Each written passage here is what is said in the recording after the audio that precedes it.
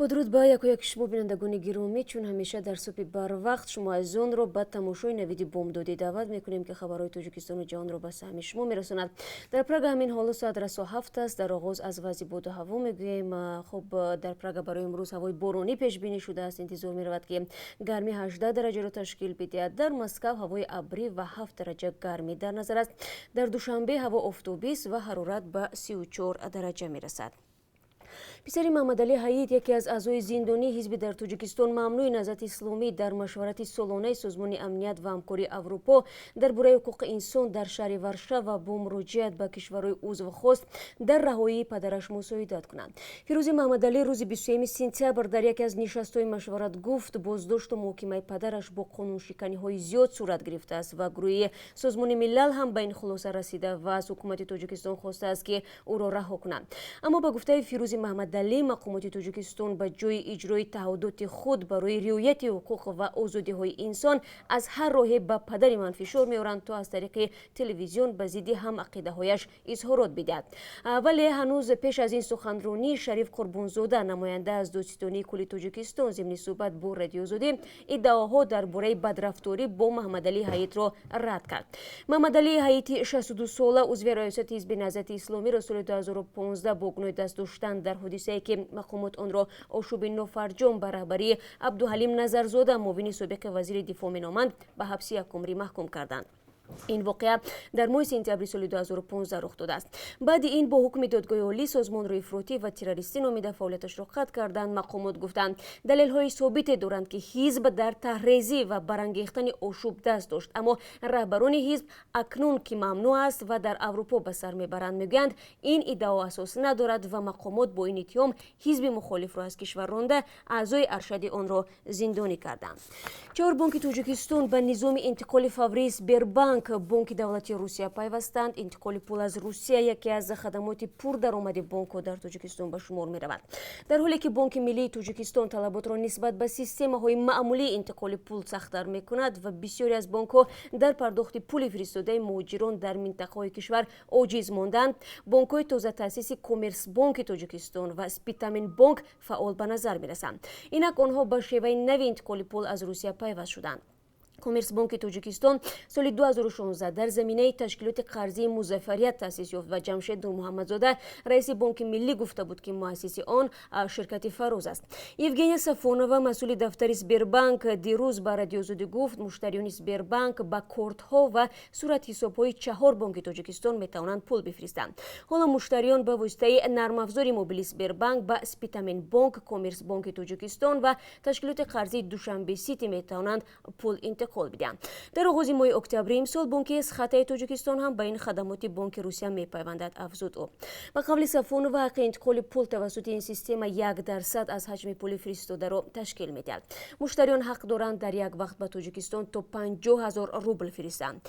مسئولان سبربانک میگویند خدمات نو به فرق از شیوه های معمولی انتقال پول فوری و آسان بوده تشویش مشتریان را به مراتب کم میکند. برای مثال شخص پول فرستنده از روسیه از تلفن موبیلی خود میتواند پول را انتقال دهد و پول گیرنده هم در وقتی به او موافق میتواند مبلغ را از کارتش بگیرد. ضرورت برای نوبت‌پایی برای گرفتن مبلغ انتقال یافته نمیماند. ضمن طی هفته‌های اخیر ده‌ها ساکن منطقه کولوب شکایت دارند که چند روز به این طرف نمیتوانند پول‌های فرستاده فرزندانشان از بانک بگیرند. بعضی بانک‌های تجارتی این مشکل را در رسیدن پول نقد سامانی ارزیابی میکنند. عین چنین شکایت‌ها از ساکنان ناحیه‌های تابع مرکز هم میرسند. دونالد ترامپ پرزیدنت آمریکا بار سوم از منبر مجمع کل سازمان ملل متحد سخنرانی کرد.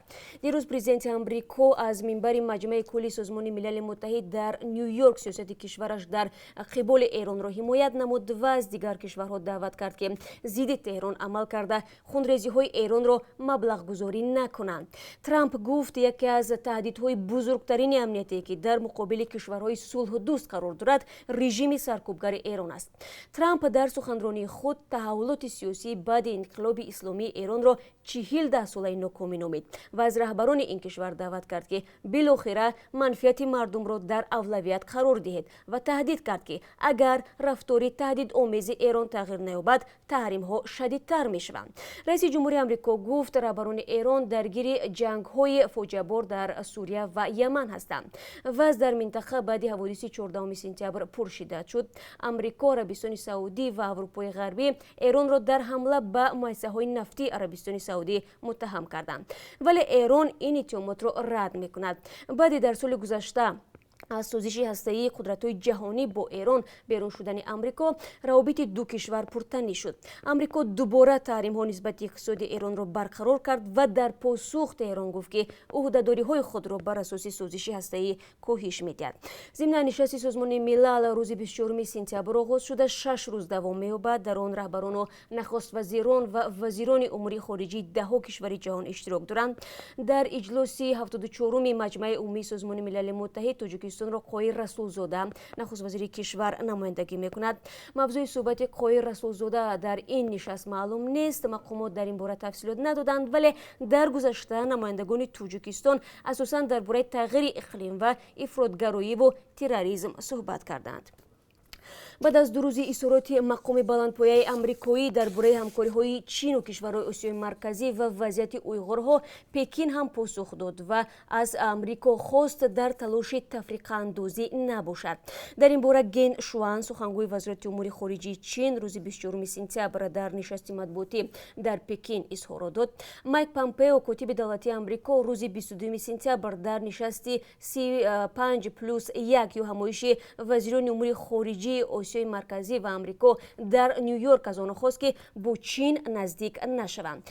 گین گفت 5 کشور آسیای مرکزی همسایه‌های نزدیکی ولایت مختار شینجون چین هستند. 5 کشور آسیای مرکزی درباره رشد اقتصادی و اجتماعی منطقه نظر به آمریکا اطلاعی بیشتر دارند. به قول سخنگوی وزارت کارهای خارجه چین، در شینجون 24,000 مسجد عمل می‌کند که به هر 530 مسلمان یک مسجد راست می‌آید. اظهارات دیپلمات چینی در پاسخ با یک تاکید کاتب دولتی آمریکا صدا داد که روز یکشنبه در حاشیه نشست مجمع کل سازمان ملل با وزیران کارهای خارجه گروه پنجگانه ملاقات دایر کرد. پامپئو گفت معرکه مقامات چینی به ضد اویغورهای شینجون با تروریسم ارتباط ندارد.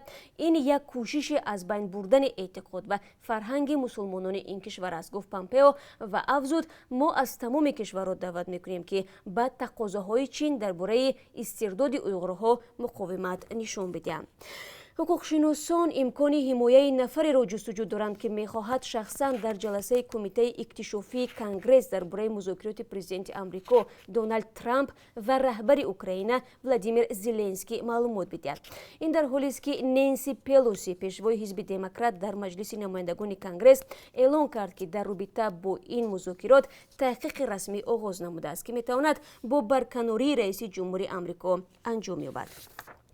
در نتیجه زلزله برابر با 5.8 درجه در شرق پاکستان کمش 22 نفر فوتیده، 300 کسی دیگر جراحت برداشتند. بر پایه معلومات پژوهشگاه گیولوژی آمریکا، مرکز زمین لرزه در شهر میرپور ولایت کشمیر است که تحت نظارت پاکستان می باشد.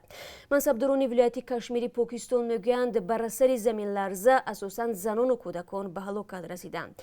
آنها اساساً در زیر بام و دیوارهای فرو ریخته خانه‌هایشان وفات کردند. نظامیان پاکستان میگویند برای کمک به آسیب دیده ها نیازمندی های اولیه و کمک طبی فرستاده شده است.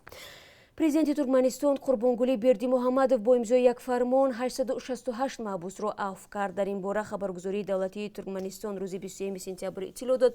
منبع افزوده است که فرمان مذکور با رعایت اصول رحمدلی و انسانگری بخشیده به 28مین سالگرد استقلال دولتی ترکمنستان به امضا رسیده است. روز استقلال ترکمنستان امسال 27 سپتامبر تجلیل می شود. همچنین مقامات حفظی حقوق این کشور وظیفه‌دار شدند که تمام رسمیات را تا 27 سپتامبر انجام دهند تا عفو ها توانند جشن در احاطه نزدیکانشان تجلیل نمایند. پرزیدنت ترکمنستان در یک سال چند بار بخشیده به جشن و سنه‌های مهم محبوسان را عفو می‌کند.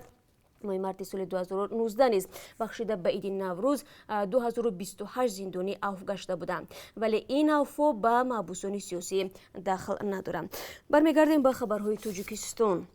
мамурини оҷонси мубориза бо коррупсия дар тоҷикистон як корманди хадамоти муҳофизаи вазорати умури дохилиро ба гирифтани $30,000 ришва муттаҳам карданд. мақомот мегӯянд Анвар Саидов дастгир шудааст, вале назари пайвандон ва вакили ӯ ба ин қазия то ҳол дастрас нест. дафтари матбуоти оҷонси мубориза бо фасоди молии рӯзи 24 сентябр дар хабаре гуфт Анвар Саидов ва шарикаш Болтухон Болтаев бар асоси шикояти як шаҳрванд моҳи август боздошт шуданд. давогар гуфтааст ин ду нафар барои аз ҷавобгарии ҷиноӣ озод намуданаш $30,000 талаб карданд. тасдиқи дурустии ин даъво аз манобеи дигар дар ҳоли ҳозир имкон надорад. бо ин ҳол зидди Анвар Саидов ва миёнрав Болтухон Болтаев бар асоси моддаи гирифтани пора дар ҳаҷми калон парванда кушодаанд. аз рӯи ин иттиҳом ба онҳо ҷарима ё аз 7 то 12 соли зиндон таҳдид мекунад. бояд гуфт тоҷикистон дар гузоришҳои байналмилалӣ дар қатори 20 кишвари фасодзадаи дунё ҷой гирифтаанд. дар шаҳри душанбе ғоратгаре ба хотири телефоне ки ҳамагӣ 1800 сомонӣ нарх дошт ҷавони 28 соларо бо зарби корд ба ҳалокат расондааст. дар ин бора аз вазорати корҳои дохилӣ хабар доданд. ба гуфтаи ин манбаъ ҳодиса рӯзи 22 сентябр ба амал омадааст. ҷавони тақрибан 25 сола бо зурии телефони нави Redmi Note 7ро аз дасти соҳибаш гирифта фирор мекунад. замоне ки соҳиби телефон барои пас гирифтани он дуздро дунболагирӣ мекунад, бо ӯ Мустафо Наимов сокини ноҳияи Рӯдакӣ ҳамроҳ мешавад. Мустафо дар назди бозори деҳқон ба шахси фирорӣ расида ӯро ба замин мехобонад, вале дар ин ҳангом дар баданаш чанд захми корд мехӯрад. то ҳол шахси ҷинояткор ошкор карда нашудааст. таври сомонаи вазорати корҳои дохила мегӯяд тафтишот идома дорад ва Рамазон Раимзода бо як фармони худ Наимов Мустафоро барои зоҳир намудани ҳисси баландӣ ватандӯстӣ, нишон додани шуҷоату далерӣ дар мубориза бо ҷинояткорӣ пас аз марг бо медали барои далерӣ мушарраф гардондааст. ва хабари навбатии мо эҳтимолан муҳоҷирони кории тоҷикро ки дар шаҳри Санкт-Петербурги Русия иқомат доранд хушҳол кунад. дирӯз кумитаи иҷроияи УЕФА дар шаҳри Люблина пойтахти Словения эълон кард ки дар соли 2021 бозии ниҳоии Лигаи қаҳрамонони Аврупо дар шаҳри Санкт-Петербург доир мешавад. бозии ниҳоии ҷоми қаҳрамонони Аврупо ки ҳоло шурӯъ шуда 3 май дар варзишгоҳи Олимпии Отатурки Истанбул баргузор хоҳад шуд.